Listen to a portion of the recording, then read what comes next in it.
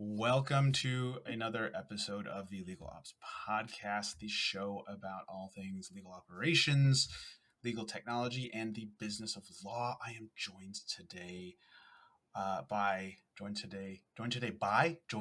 joined with With Anna. Joined with Anna. and I Anna. love being corrected if I'm wrong. Anna Guo, who is the founder of LegalBenchmarks.ai. Hello. Oh, hi, Daryl. Thank you for having me. Yeah, it was a quick. You didn't. Yeah, I'm a delightfully awkward person. I feel like we have that in common. Not that that's overly judgmental of you. It's more. That is totally judgmental, but it's okay. I'll take it. It's just judgmental as we discussed before. I'm trying to get in your good graces before you become famous. That's really all I'm. Yeah, that's all I'm doing right now. Anna, can you give me? I'll time you. Can you give me a 1 minute? I got my stopwatch Wow. ready. A 1 minute. Your spiel. Are you ready? Oh, am I gonna be put on the spot immediately Yes, about absolutely. who I am and then what Who I'm you are. doing, what I'm working Yes. on? And Okay. I love individual for the people who are just listening to the podcast. The visual right now is you saying, "Am I going to be put on the spot?" And in the background is a poster of a hand pointing, and it says "you." So it's Yeah. it's just like, yes, Anna, you. You know what it says? No. It says you look different. So so much. which I think is very true of these internet era statement, because we all look very different from our pictures It's true. or the video or the image we portray online. But It's yes, totally true. anyways. Go. All right, my name is Anna, and currently I'm based in Singapore. I'm a practicing lawyer and also the founder of the Legal Benchmarks community, where we are a group of practicing legal professionals who's interested in the development of technology and how it helps and compares to the work that we do in the legal domain. And so right now I'm currently working on projects where we benchmark AI tools and also legal specific AI tools on the performance of those tasks. Oh, Yeah. I have 59 seconds for the record. I mean, the first 20 seconds were jokes about the poster in the background, but Oh, um, okay. Anna, thank you for that. Thank you for giving people some context, and some additional context is we we are this is the newest iteration, the modern version of Internet Friends, because we were making jokes about legal technology on LinkedIn, which is a supremely nerdy sentence that is also 100% true. Um, but thank you for taking the invitation and joining the podcast. And I want to just kind of, we're going to come back to the memes. Um, but Oh, okay. So at the oh yeah, end, because I at the was end, ready to dive in right you were you now. were you were going straight for the memes. You're going straight for the No. memes. We'll come back to the memes if they Yeah. naturally come up in conversation. Perfect. Um, um, you launched. You're working on, or you launched sort of legal benchmarks, which I just on many different levels absolutely love and find fascinating. I think there is more of a need for it. There's not nearly enough of this being done. I have seen firsthand and heard just arbitrary determinations of, this tool is quote unquote good. This is bad. Um, and it doesn't take into account the maturity level or experience of that person, the expectations of the tool, what they're asking the tool to do, the task that they are working with. There's a lot of variables, so any clarity around this, any rigorous discussion, actual evaluation, I think does help the legal practitioners. Do you know isn't kind of implicit in all of this, maybe like, hey, lawyers are dumb, they can't do this themselves, they need the benchmark? Or is it just you yourself got annoyed with all of the hype and you wanted to add some rigor to it? Why did you kind of jump into legal benchmarks? Well, that's a very great question, Daryl. Thanks for asking. So I think what you're trying to get at is what motivated me to start the project. And for me, I've always been very interested in what's happening in the tech scene because I was a founder myself before. And so even after I left the startup world and went in house first at Alipay, which is a Chinese fintech company, and then later on in a US tech company for a bit, I think I've always been hyper aware and surrounded by folks who are building in the tech space. And after AI and ChatGPT came out, actually, um, I was just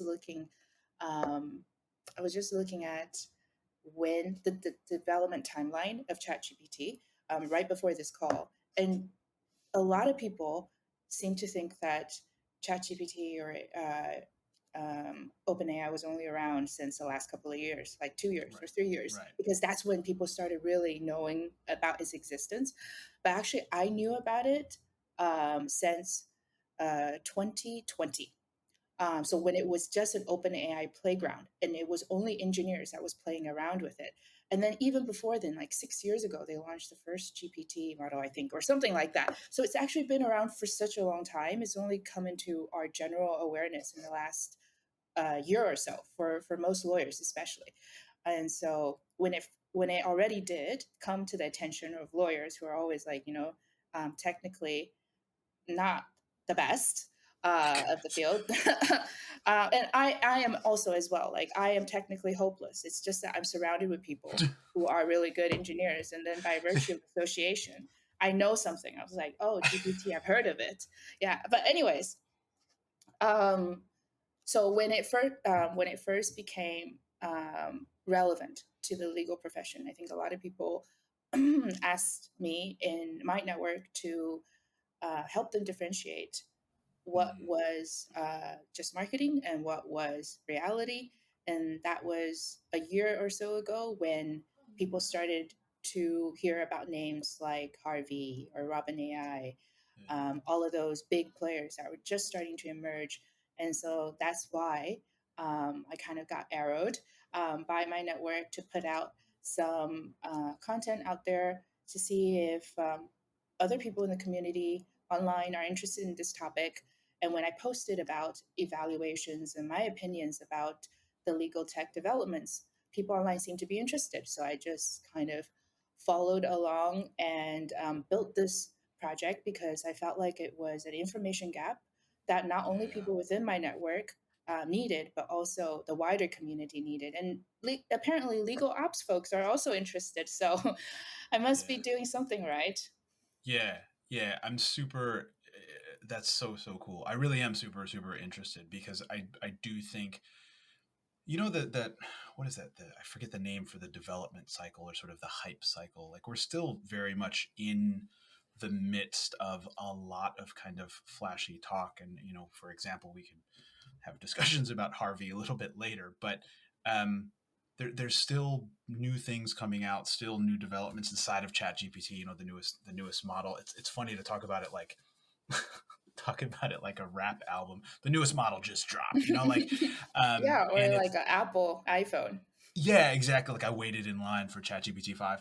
Um, but there's still more development being done, more features, more sort of refinements and stuff. And that, I would argue, just adds more complexity. And even when I am, you and I chatted about it, I'm super bullish. I'm still very, very supportive on all of these tools, leveraging them in the right way because I see the possibility. But I have to admit myself, like you just don't have the time to do the your work and responsibility that you need to do and play around with and learn about all of these Mhm. tools at the same time. Like you would need some objective, good, concise information to help you along. And I feel like, as you said, there's a gap there, and I think that legal benchmarks fills some of that gap. And it's just I see it it definitely is an information gap.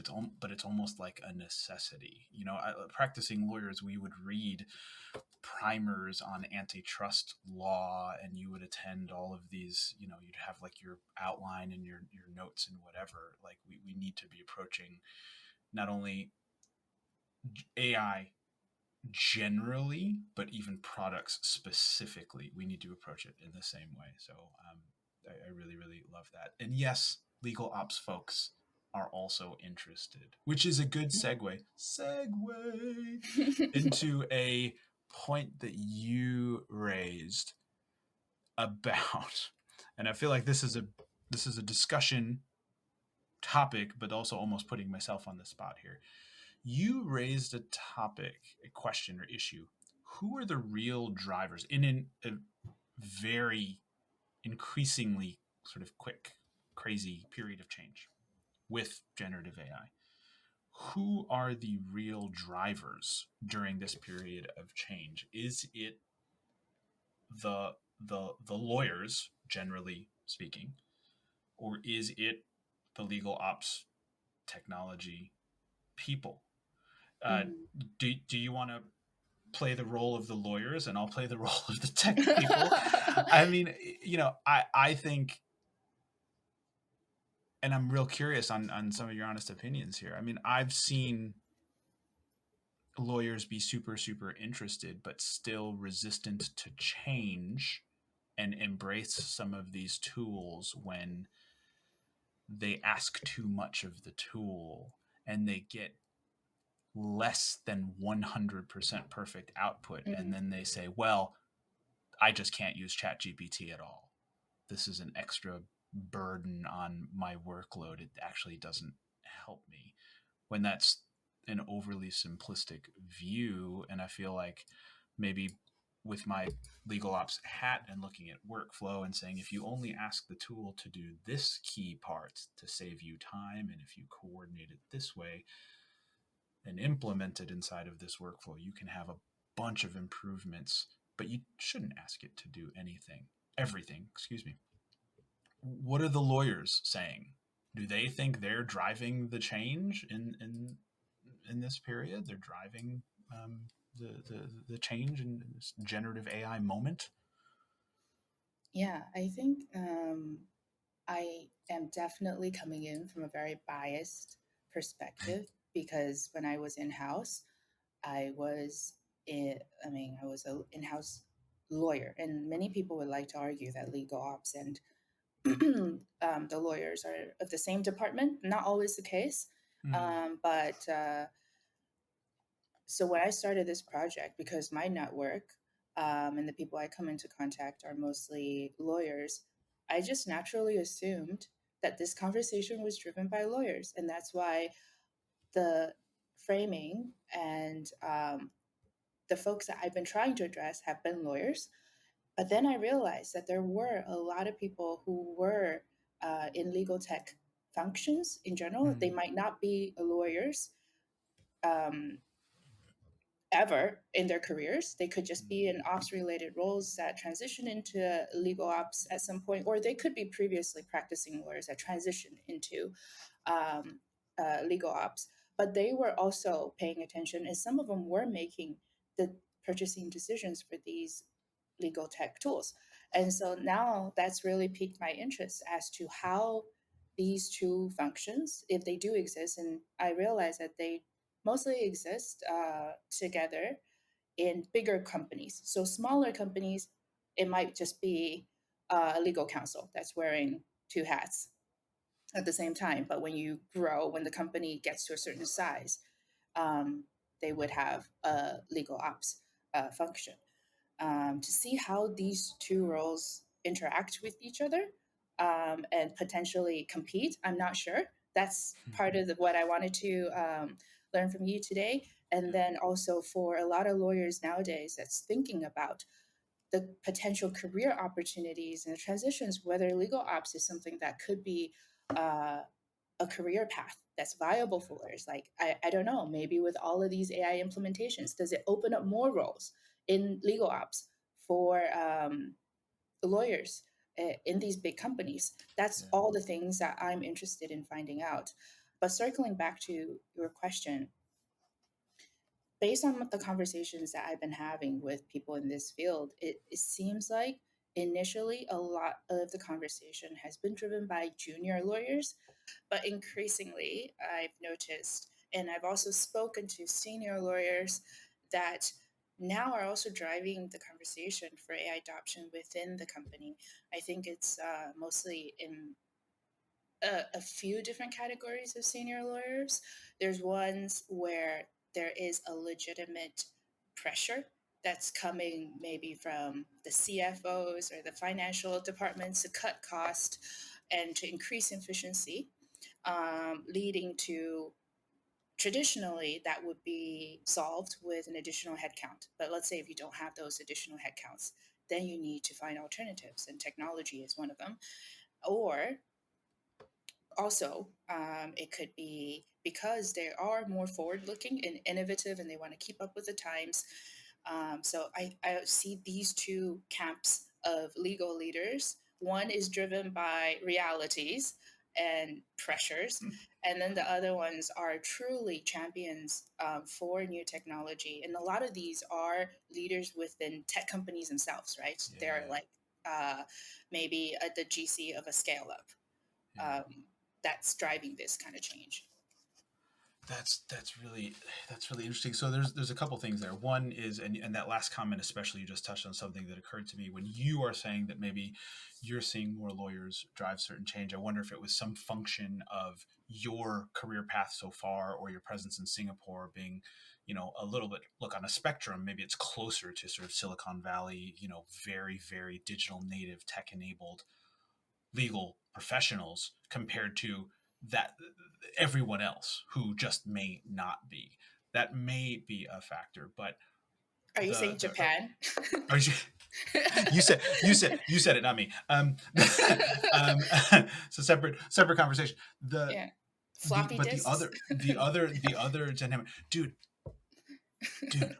Do you how closely do you follow news in Japan? Well, I lived there for 2 months earlier this year. I didn't live, I visited and stayed. Okay, okay. So I heard all Um, kinds of stories.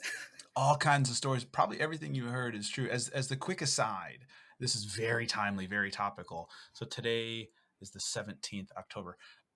In the last few weeks, I believe it was Asahi or Kirin, one of the large beer manufacturers, Yeah, I know was them. hit by a cyber attack, Oh. and it paralyzed their manufacturing and shipping functions, and they were forced to keep the lights on to keep things running, um, take orders in by paper, hand writing stuff, and then literally using fax machines. This is in the, if you look right now online, this is 100% true. This is extremely timely.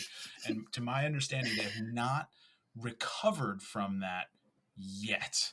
They're still, but there's this other funny, so not, it's not funny, it's quite serious, bit of conversation where there's some concern about beer shortage, like Mm. like but there's some of that element in the background in Japan for massive Japanese corporations. How could that happen, a cyber attack of that scale, but also that they could immediately be as their backup plan being like, let's use the fax machine.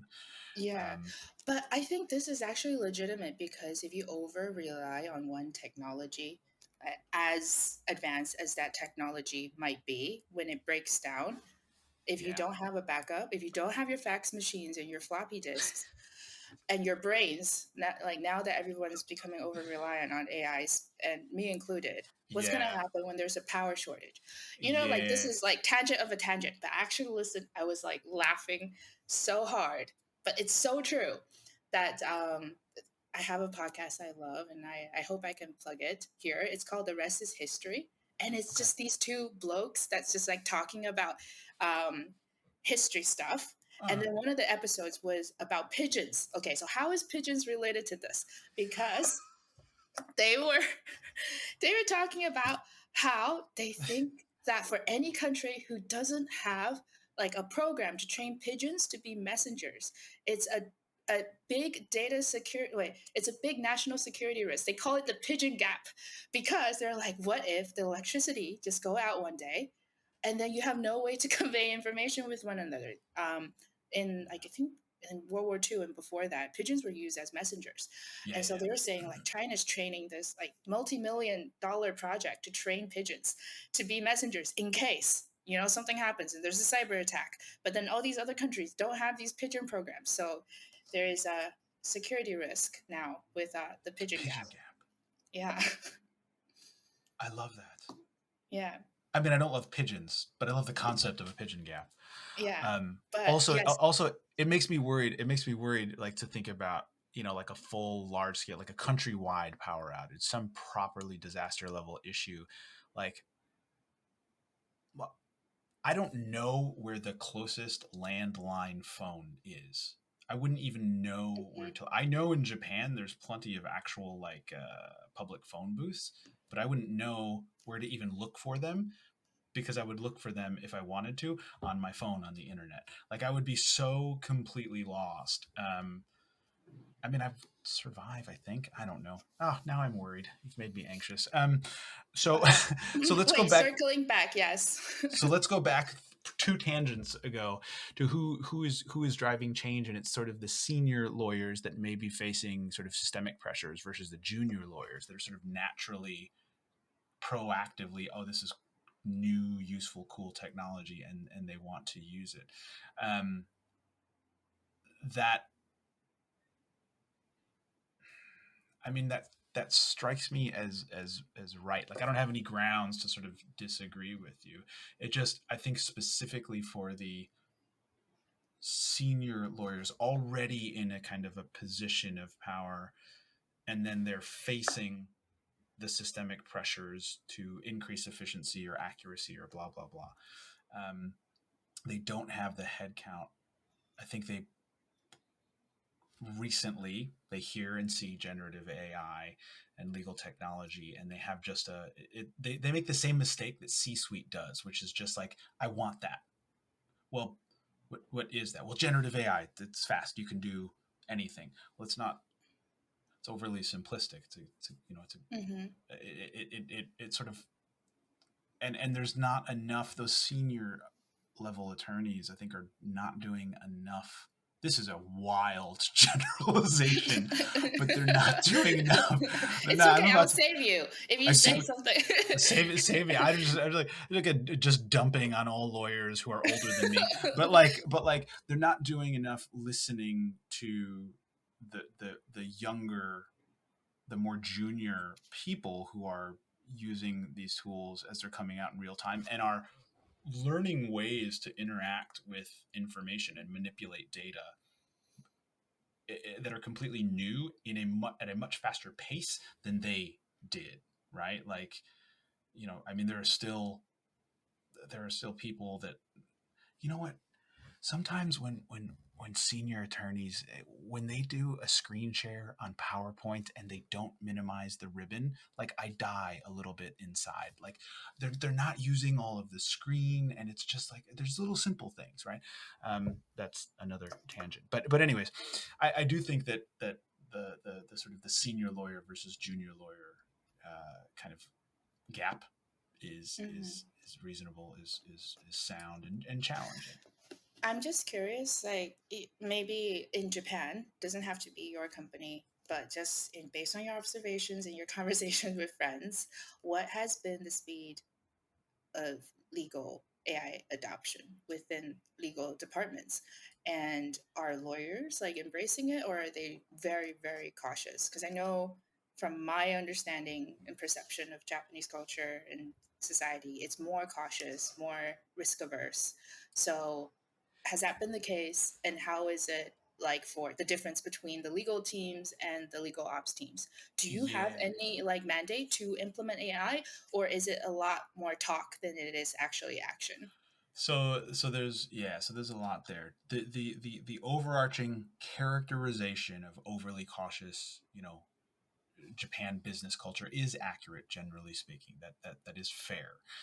Um, My company is a little bit different. There's a fairly progressive element. And so, for example, our IT department, or what is now called digital creation department, um, they have data scientists as part of their team. And they have sort of had a number of fairly large scale generative AI project successes that has sort of expanded their credibility to do a little bit more. Now that may change over time, but you know, people on the IT side, they've sort of built digital twins to analyze information in sort of power plants and do sort of preemptive problem diagnosis the minute some small piece of data starts to go awry. Mm, Um, they have been working on a lot more of either inside of a department, but ideally across department, kind of relating sets of data and leveraging that for Gen AI sort of quote unquote agents. It's not necessarily full agentic at that level. And then we've had in legal, we've had some successes so far working with that team. There's another part of this, which is what have I seen in other Japanese companies, which is there are some there's an outlier out here. There's a company, and I know a couple of people there. It's called Legal On. So Legal On, and they do sort of CLM type, very advanced stuff. But they are expanding and growing in this space. It was a company started in Japan that has since expanded out into London and the United States. So pretty unusual in this space. There is that element, but I offer up them as a point of reference because they have generative AI features inside of a CLM, which I've seen, which is, there's been a large movement in legal technology along those lines. I get the sense that there's a lot more comfort when some Gen AI thing is inside of a fixed kind of tool or inside of a box, right? Unfortunately, I think there can be a ton of efficiency gains, um, but I think that the larger potential efficiency gains are giving lawyers free reign and giving them some knowledge support to sort of experiment, right? Some of the Gen AI features inside of tools amount to very powerful, you know, searchability improvements, right? Um, you know, Sometimes very good first draft creation of a given document, et cetera, et cetera. And that's not nothing. I'm just saying I think that there's a lot more capabilities for a lot of Gen AI, generally speaking. So that's a little bit about what's going on in Japan. But I think that maybe the last thing I'll share here is what I've seen and heard many times is there's, in my opinion, people need to look a bit more at the process, because coming back to this, sort of a C-level person just says, I want some Gen AI. Well, what do you want it to do? Why do you want that? Do you want that because it seems like everyone is using it, but you don't know enough about generative AI? If you want it inside of a process in a particular step where it can really, again, have a bunch of efficiency gains, that's awesome, let's do that. But make sure that you have the process mapped, analyzed, you understand it in a very good way before you jump into let's just have generative AI. Because like I said, I worry that some people, especially lawyers, are asking too much in too general of a way, and then are disappointed with output, and then say, well, all generative AI is not good. And I think that's mhm. very, very inaccurate. Yeah, for sure. I think the people that I've been speaking to, for the most part, I mean, there is that pre-selection bias where a lot of the people who would reach out to me or who would be in my network given the kind of content I'm sharing, are people who are more open to embracing AI and therefore are more flexible to embrace, perhaps compared to the general public, all of the imperfections of AI. So that was actually one of the interesting findings in the latest phase two research that we did on contract drafting. I initially went in thinking that, oh, the sentiment is probably for lawyers, especially accuracy is the most important element of AI adoption.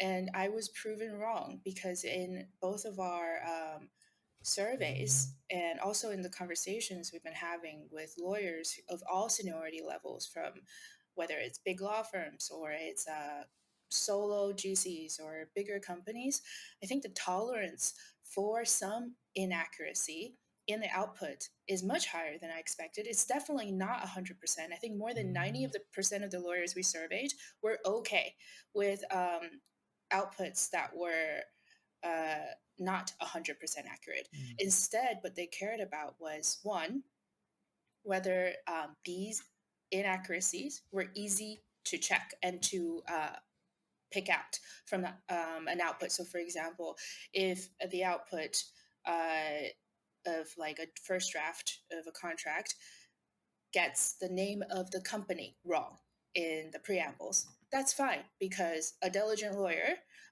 will be able to check and verify that the company details are correct or not, and then amend that if needed.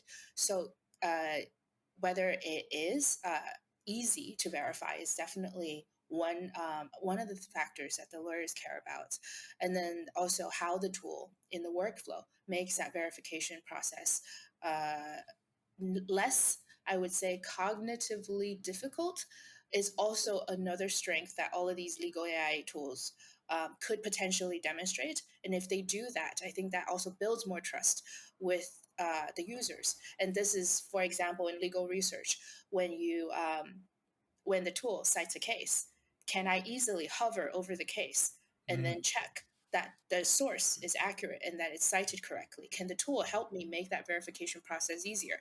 I think are all of these features that lawyers are prioritizing over just, of course, in an ideal world, 100% accuracy rate is great.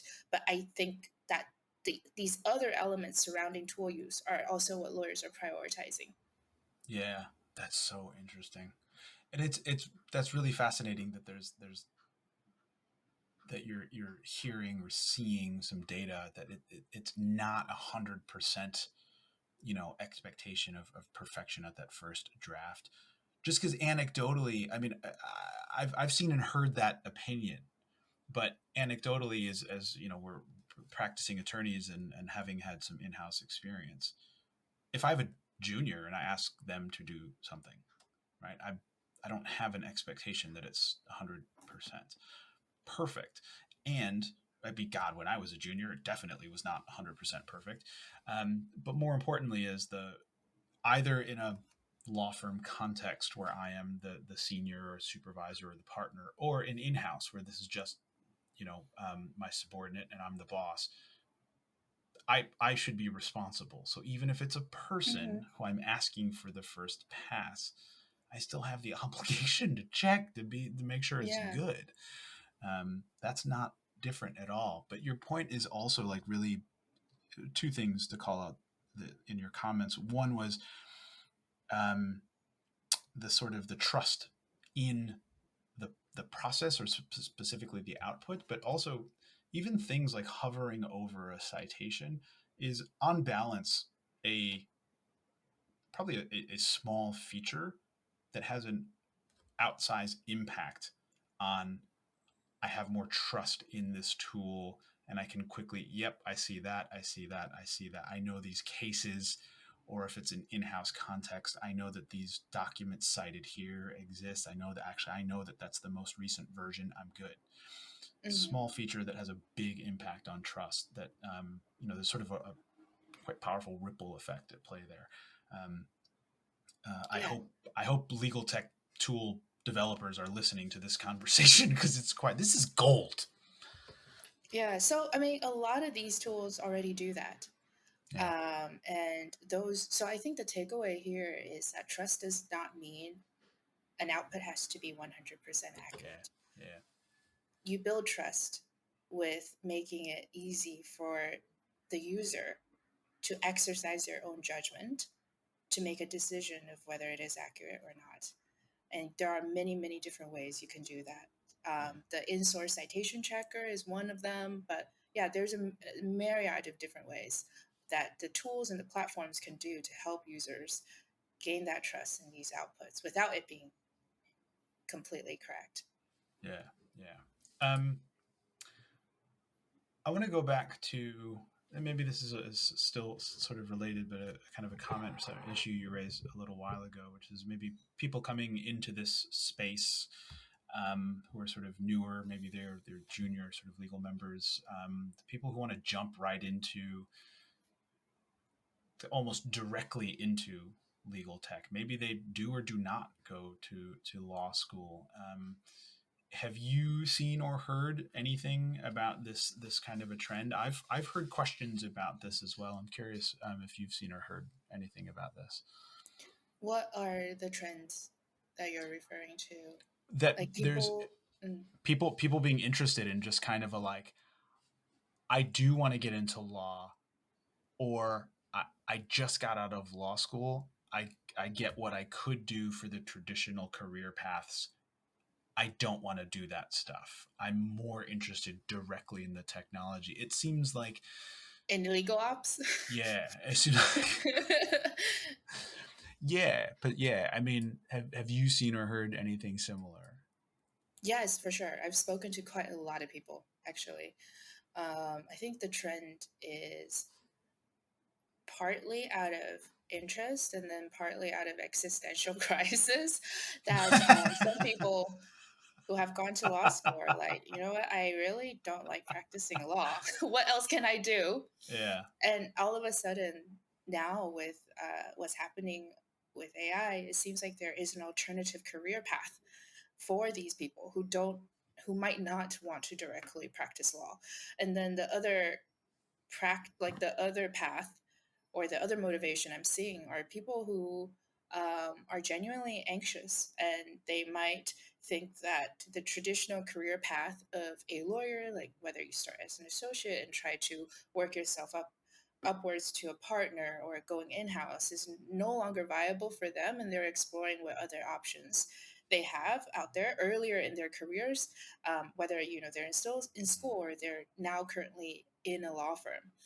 And so definitely I'm seeing that interest, both in my own conversations and also in my conversations with people who are going to universities and delivering talks and speaking to the students. yeah. So yes, that is definitely happening. My question is just that how, like, whether they could do that and how they can break into this industry if they don't have the legal practice experience.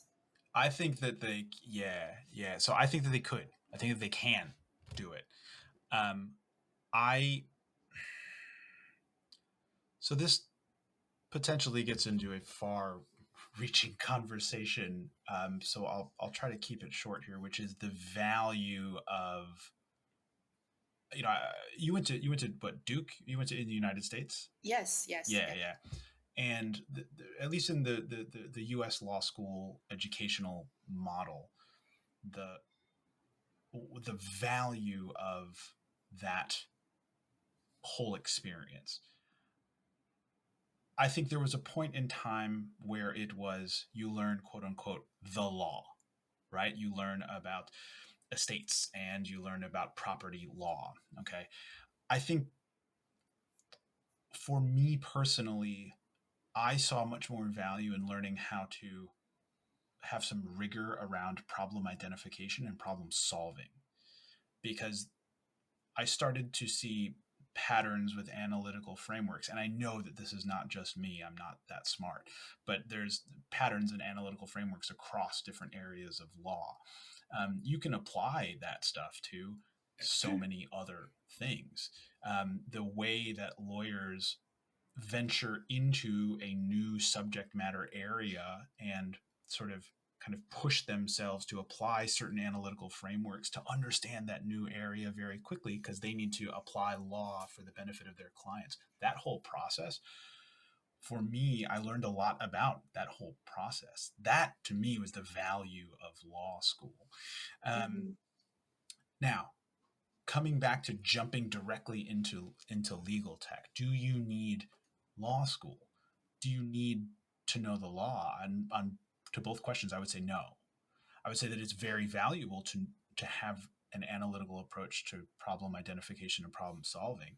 But as far as I could tell, coders, people who code heavily, they do that. People in, generally in some areas of maybe, IT information security, people who do sort of in, forensics or cybersecurity investigations, they have these sorts of skills. You could develop these sorts of skills in many different areas. So I don't think that you need the law school education. This is a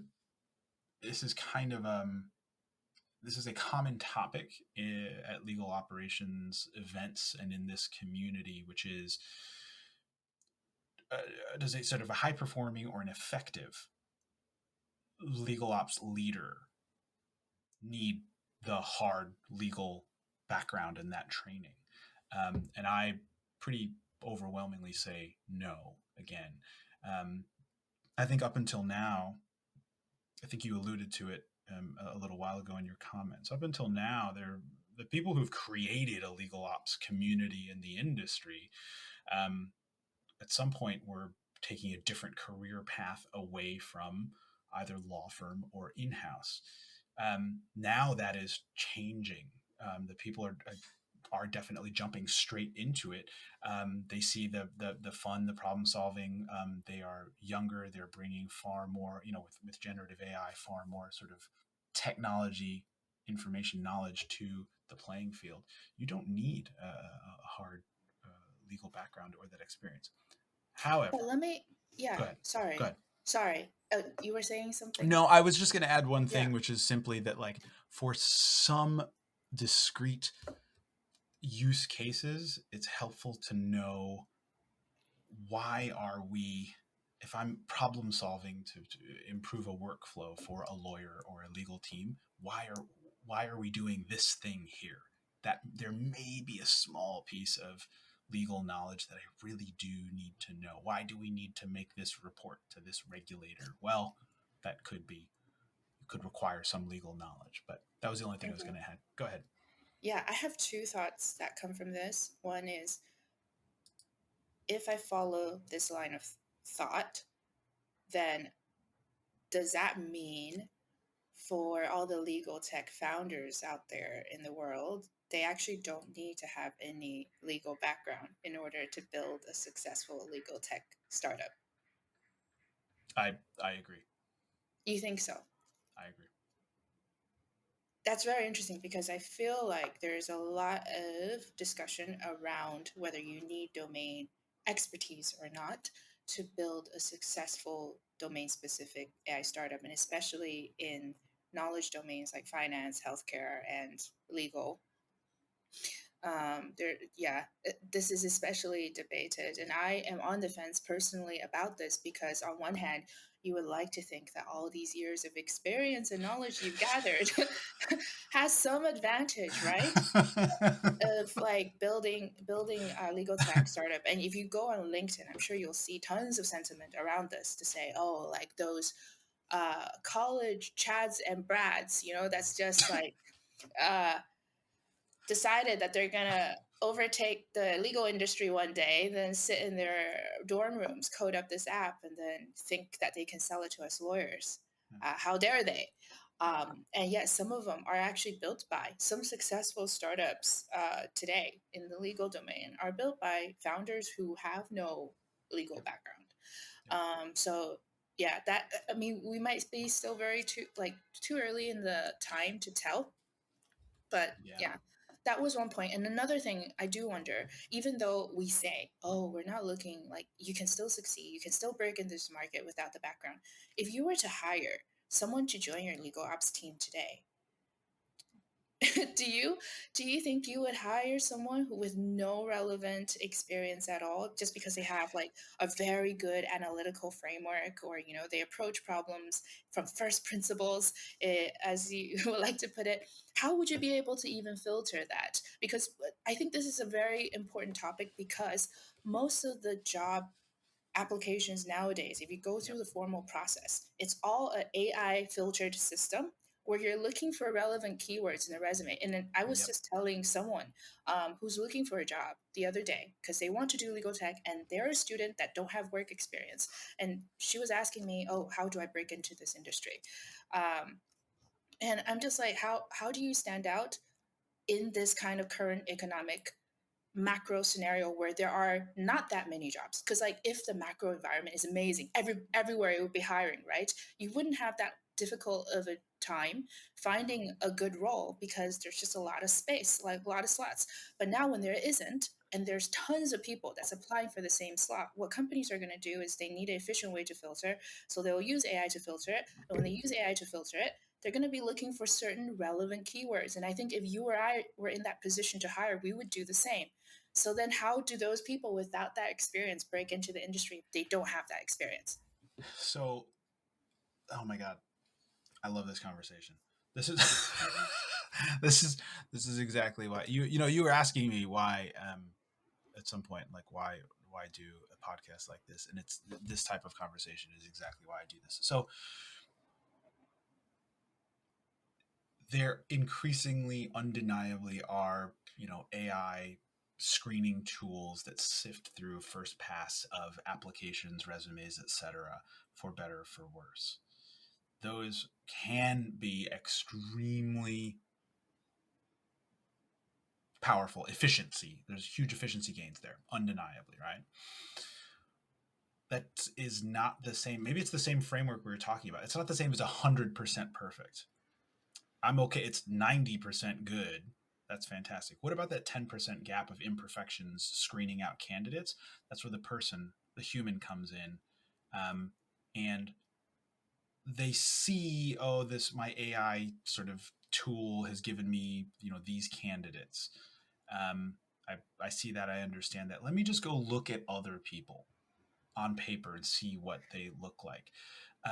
You still get all of the efficiency gains from the tool, but you still also, as a human, have to exercise some judgment and be like, well, I looked for a few people, I didn't find anyone, or I looked in the kind of the rejected candidates. Here's someone who is potentially really good, doesn't have the legal background, the legal experience, but does seem to have some work experience that could develop the analytical frameworks, etc., that I want. Um, I think one of your questions was, would I hire someone with no legal experience, legal background? The answer is yes. The challenge is that I might face. So I'm a unit manager of a legal operations function in a energy company here in Japan. I might face some higher level stakeholder resistance. Yeah. That's would be the challenge of, oh, you're saying that this person is really good, but what about 5 years from now if we want to move them into a different role inside the legal department? They have no legal experience. That could be a problem, right? I might face some internal stakeholder pushback. It wouldn't necessarily be a deal breaker. Especially if along with their resume, there are also resumes and applicants with relevant energy background who speaks Yeah, Japanese, who yeah, has a legal experience, right? So yeah, then how do you even justify that yeah. um, to your internal stakeholders? Well, but the challenge here, I still think that's right. First of all, that's 100% right. But I still think that the not challenge, the issue then becomes, on what basis am I hiring someone, right? Because if I am hiring someone purely for subject matter expertise, I could be overlooking other red flags that are obvious on their resume. I could be overlooking how well do they integrate with traditional energy company, or how well could they, survive, blah, blah, blah, blah, these other sort of Mm-hmm. pressures, if I'm just looking at that subject matter expertise issue. Am I hiring on the basis of they're not the most advanced, but they have high level communication ability, and they're like willing to kind of maybe move around and problem solve and blah, blah, blah, blah, blah? That's a different thing entirely, even though you're still factoring in subject matter expertise, but you're saying also communication ability, also their ability to sort of work in a team and independent and blah, blah, blah. Like you have to have, I think, in the front of your mind, those things set up your own sort of like hiring framework as a human, not as a machine, because the machine is just going to say this person knows the most about energy, hire them, and that's not always going to be the best pick. But I think it's a important conversation to have, and I think it's actually quite valuable to argue about, because if you leave too much to the machines, right? Yeah. You're just going to be, the candidates will be picked for you, and I don't think that's very effective. I think this So touches on the topic that we discussed before, or something that I was very interested in, which is how do you stand out? How do you yeah, transition into whatever role that you want to transition into if you are in the traditional legal industry? And let's say you want to either go into legal ops, or you want to go into legal tech, or you want to join some other like tangentially related industry that is now maybe growing, or will be growing because of AI. And feel free to take this part out of the podcast. Um, but after having this 1 hour conversation with this lovely young lady who was in this predicament, and was asking me for advice, we came up with three potential pathways oh, here we go. of this working. The first one is called the spray and pray. And this is the most traditional pathway. Let's face it, Yep, like the traditional way of looking for a job is you submit 300 resumes. yep, Hopefully, you'll get a few interviews. And yep, then in the end, all you need is one yes, right? yep, That's the path that I think a lot of people are taking. And it isn't working out as well as it did in the past because of all kinds of reasons we just talked about, the sure, macros, economic situations, also now using these AI filters to yep, then, filter for relevant um, background experience. And for a lot of people who's looking to transition or who's just starting out in their careers, they don't have that. The second path, and this is a path that I am advocating a lot of people to do, but I might be biased, is I told them that you need to build out what your unique differentiating value is, and then let the whole world know that that is your unique differentiator value. And I know in one of your podcasts you talked about this. You have to show your work, right? yeah, yeah, And this matters when you are within an organization. It also matters when you want to get into any kind of yeah, organization. And that's what we're yeah, doing right now. Like we're putting work out there. We're putting our thoughts out there onto social media. We're recording this podcast. These are all ways that we can show that, oh, if someone is looking to hire me, they'll be able to watch this podcast or listen yep, to a clip of it and be like, I like the way that Anna thinks or talks, or I just don't like her. But regardless, there's something for me to reference outside of just a resume alone, yeah, which is the same as everybody else's. So you can stand out in this way. And then the third and the last one I told her is if you don't want to put yourself out there, yeah. um, and spend all of this effort making content and building a brand, you think it's too risky, then what you do is cronyism, or how do you spell that word? How do you pronounce that word? Um, What word? Cronyism? Cronyism, Yeah. colonialism. No, cronion is, ugh, I can't. Okay, anyways, I give up. Anyways, give up. You build personal relationships. Ah, So, yeah. So, okay, I am friends with the CEO. I yeah, met the CEO or I met the hiring manager at an event and we built a really good rapport. Or he or she is my high school mate. And so they're willing to give me a job. And this actually third path is a path that, after speaking to a lot of senior lawyers, is a path that a lot of people now, for the cynical people, like within us are feeling Mm. like it's the path to progress, because Yeah. increasingly we're not being judged by our skills and by metrics, because let's say AI can produce just as good of a draft, if Yep. not today, then very soon in the future. So it's all these soft skills or these personal relationships that you have that will really maybe give you an extra leg up, more so than it would in the past. I think that's those sort of three options. I think are it's a good framework. I think maybe you and I have a similar opinion. I think maybe my opinion would be somewhere in the like overlap between brand building and that personal networking approach because you can't.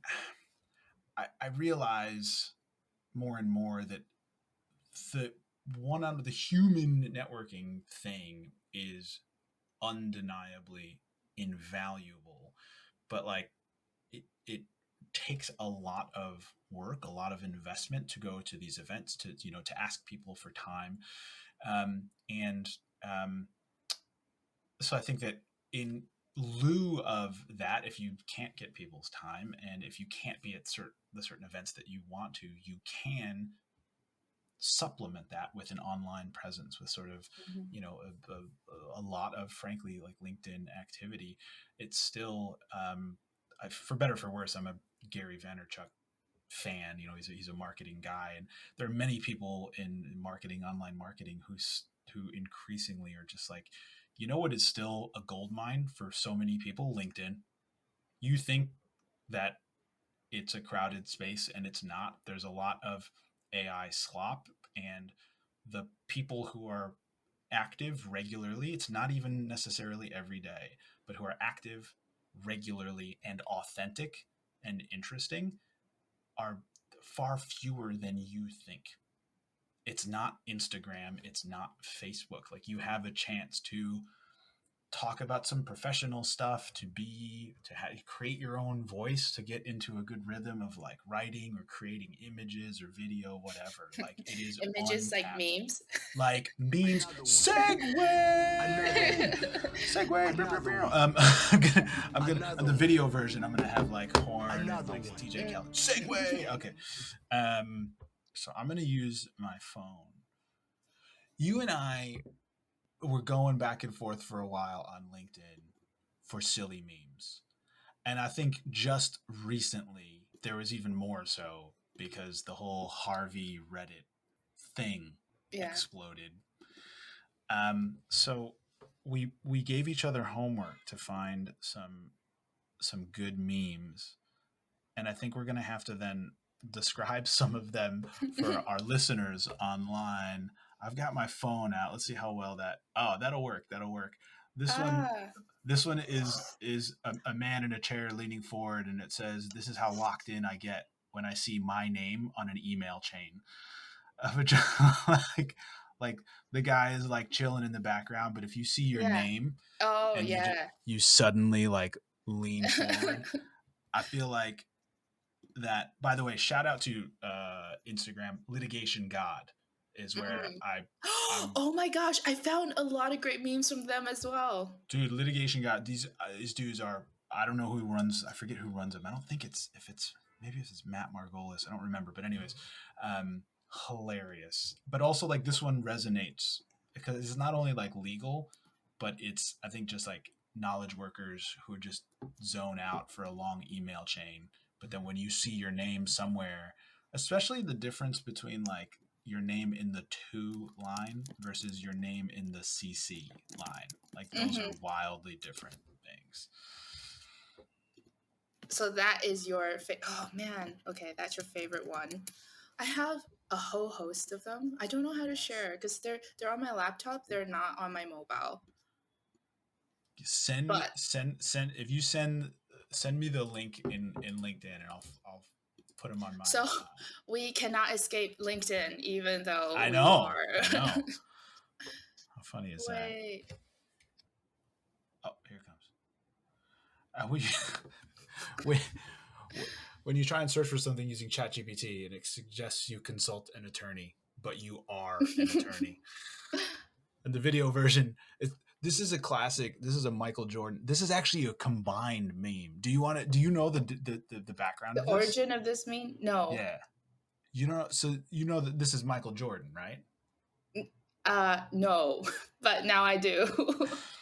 This is a. By the way, this is a weird conversion of like my lawyer brain, my sort of tomfoolery brain, and my research brain. But this is a combination of two different visual memes. This is the Michael Jordan crying and a kid at office desk. I think it's two different memes. We'll use ChatGPT to figure out the derivation of this meme. Yeah, but I love this meme so much because I feel like it's a sign of our times where so like in our study, um, we found out that ChatGPT is the most used legal AI tool by lawyers by far. So it's not like a purpose-built legal tool, but it is ChatGPT. And so many of us are using it to help with our work and to help advise um, our clients. And then at the same time, ChatGPT is saying you need to advise, you need to you need to seek advice from a lawyer, and we are the lawyers that's now relying on these tools to help us. Um, You should talk to a lawyer. A lawyer would help you with that. I am a lawyer. It's so yeah. weird. By the way, quick notes on the meme thing. Yeah, litigation god. Um, Matt Margolis he's on Oh LinkedIn. my gosh, does he run this account or no? I can't Or remember unrelated? if he does, but he has his own separate account with it with sort of his face on it, and him and Alex Sue. I'm going to mispronounce his name. Oh yes, Um, yes, Alex Sue. I I know him. I I love. I've met them both briefly a couple times at events, and they're both absolutely hilarious. And I just love like people are just being like a little bit silly when Hmm. so much of legal work is so boring and dry. Um, so just a quick shout out to them. But yeah, the lawyers overly dependent on Chat GPT. Here's my new. I'm really pushing this hard. Like all these lawyers internationally, right? We have all of these confidentiality and privacy obligations, right? Like I have this important deal or topic or information. I don't tell the person on the street, right? I can't do that. Hmm. But sometimes we end up doing that with Chat GPT. Like why are you taking very sensitive information and just putting it out on the internet? It's insane to me. Um, but that's why they need people like you and me to yell at them and say, be careful with your information. You know what's ironic? I had a conversation with a GC the other day, and he made the AI governance policy for his company. And he was telling me how he's very concerned about these data leaks to AI assistants. And he's like, we're very careful. We have to scrub our data before we upload it into the AI assistants. But then simultaneously in the same conversation, he told me that whenever he receives external like legal memos and contract drafts from third parties, the first thing he does is he throws the whole thing into AI assistants to assess. And I'm like, okay, so if you do that, how can you ensure that when you send out your contract or your like confidential information to the other parties, they won't do the same with your data? Ultimately, it ends up in the LLMs. Like the LLMs are processing your data. It's just not through you. It's through whoever receives your data. Because people might take more precautions with their own data than they do with the data they receive from other people. Yep. Yeah. And that goes exactly to what you were saying. And so I actually created my own meme for this. I just sent it to you. And then Oh. I did share it with my husband yesterday. He was like, oh, it's like okay. He's like, it's mid. But anyways. Oh, this guy has a name. I forget what his name. Reviewing a legal memo written by Chat GPT with my own AI chatbot, and all three images are exactly the same. Oh, Yeah, I think which is this is which is like uncomfortably real. Like, yeah. um, it's gonna, you know, Can this you is help me make this go viral? I will help you make this go viral. Don't worry. I will Okay. make it happen. Uncomfortable. I'm It is the like legal version of potentially AI slop, or it's like the legal version of the dead internet theory, right? Of like yeah. I generated this generic stuff, had it reviewed by a generic LLM, and then put a generic summary in to send it to someone else on the other side who is doing the same thing. And Yeah, then, to your exactly. point, not only is it like it's uncomfortably accurate.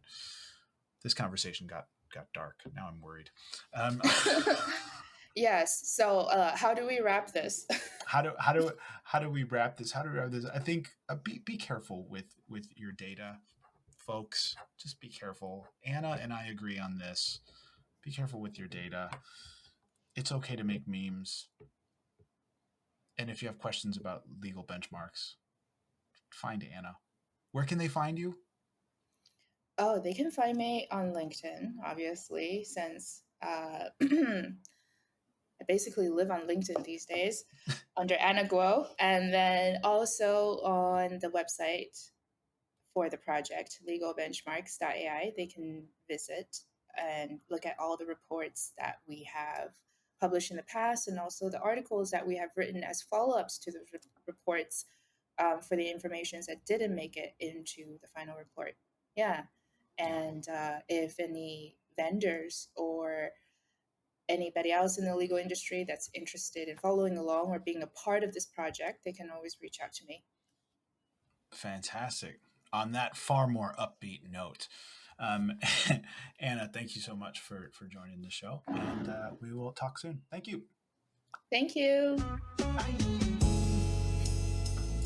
I hope you're enjoying the podcast. If so, like, subscribe, or leave a review. Find the Legal Ops Podcast on your podcast app of choice, or select episodes and additional content on YouTube. And please do reach out with guest or topic recommendations. Thank you again.